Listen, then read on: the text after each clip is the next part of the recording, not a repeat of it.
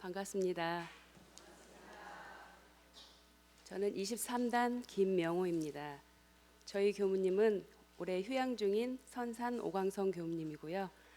대학교 2학년 딸과 고등학교 2학년 아들이 있습니다. 제가 오늘 할 경강은 교당 내왕시 주의사항 3조 어떠한 사항에 특별히 의심나는 일이 있고 보면 그 의심된 바를 제출하여 지도인에게 해오 얻기를 주의할 것이요입니다. 여기에서 해오란 요해 가고의 준말로 진리를 깨달아 아는 것, 해탈 오득의 준말로 번뇌 망상에서 벗어나 진리를 깨닫는 것입니다.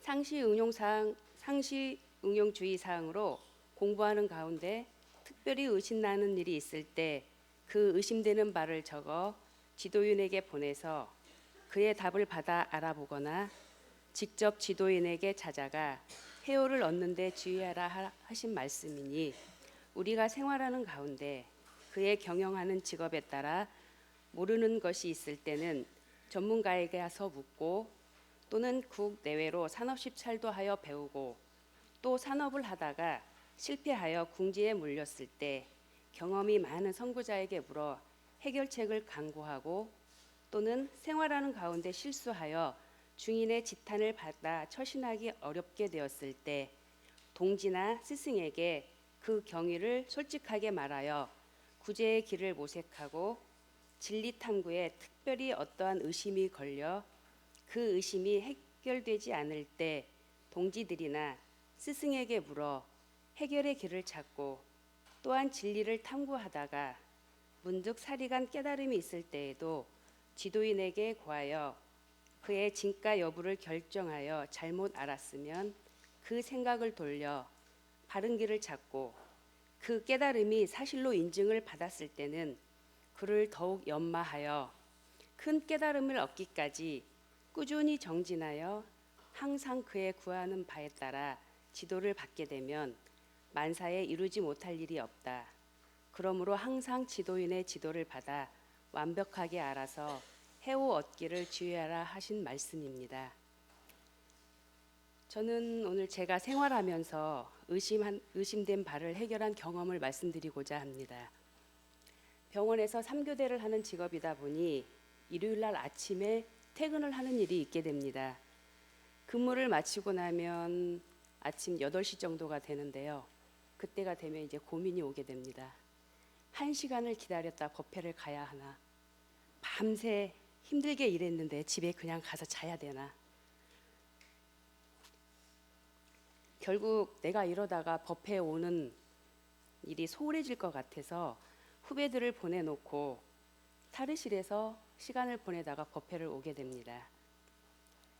앉아서 독경을 하고 성가를 부르고 교전을 읽을 때까지는 어떻게든 버티다가 교무님의 설법을 시작을 하게 되면 이제 눈꺼풀은 세상에서 제일 무거운 무기가 됩니다. 갑자기 정신을 차려보면 졸다가 머리가 떨구어져서 저도 몰래 놀라서 깬 것입니다. 정신을 차리려고 아무리 해보아도 여러 번 반복이 되고 맙니다. 어느 날은 옆에서 좀 보기에 민망했는지 조용히 저에게 묻더군요. 만성 피로? 남들에게는 이 일요일 날 아침에 그렇게 심하게 조는 모습이 상상을 할 수가 없는 일인 겁니다. 주말인데, 토요일 날도 쉬었을 것인데. 그렇지만 3교대의 특성을 모르는 분은 당연히 그러시겠죠. 어느 날은 그날도 그렇게 졸다가 법회가 끝나고 나가는데 병원 직원인 정토님이 저에게 그러십니다. 밤근무를 하고 왔나 봐. 뒤에서 보니 안쓰럽다고. 고민이 되었습니다. 이런 나의 법회 출석을 어떻게 해야 되나.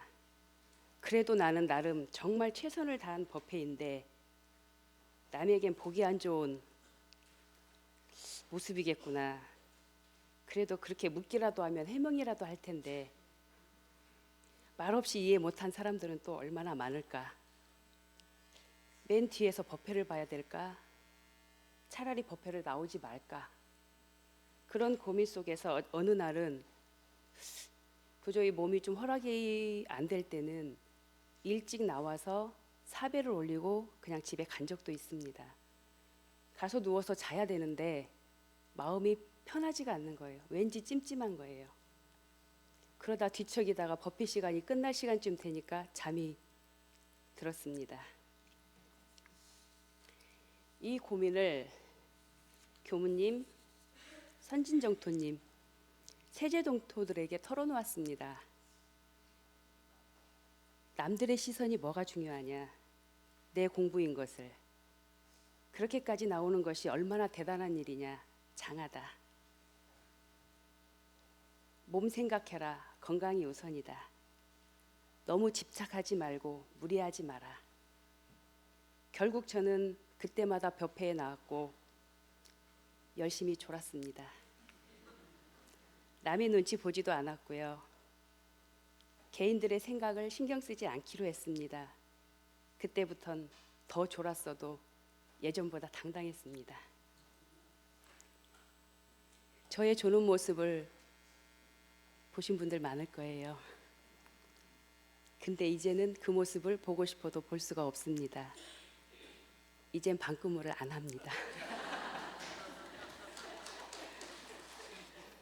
지금에서 생각하니까 언젠가는 방구물을 안 할 때도 있을 건데 그때 법회를 안 나오고 몸이 힘들다 이런저런 핑계를 대면서 법회를 안 나왔다면 지금 이렇게 여기서 당당하게 얘기를 할 수 있었을까?